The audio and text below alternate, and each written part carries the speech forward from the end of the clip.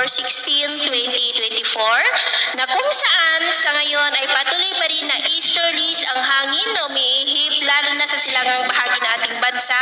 Ito po ay mainit na hangin na nanggagaling sa Pacific Ocean na dahilan ng pagkakabuo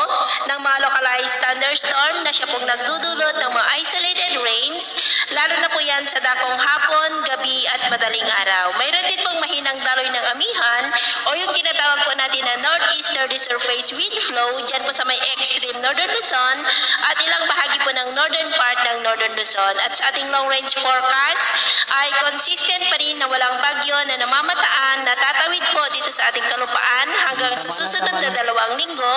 pero hindi pa rin inaalis ang posibilidad na may mabuong sama ng panahon sa silangan ng ating bansa sa susunod na mga araw at ang development ng mga yan ang ating babantayan at ang susunod na bagyo dito sa loob ng ating area of responsibility ay tatawagin po sa local name na Bagyong Christine. At sa lagay ng ating panahon, ngayong tanghali ay generally fair weather naman sa malaking bahagi ng ating bansa pero may tsansa pa rin ng maulap na kalangitan with isolated rains sa ilang bahagi ng Polillo Island, ilang bahagi ng Bicol, Northern Palawan, Panay Island, Negros, Cebu, Bohol, Zamboanga Peninsula,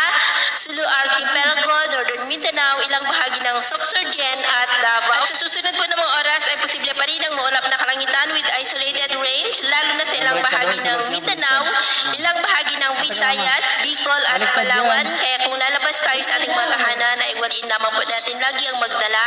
ng kahit anong panangga natin sa init ng araw at proteksyon na rin po sa mga biglaang buhos ng ulan. At sa atin naman pong mga baybayin, wala naman po tayong nakataas na namang gale warning signals, pero ba yung pag-iingat lamang po kung papalaot tayo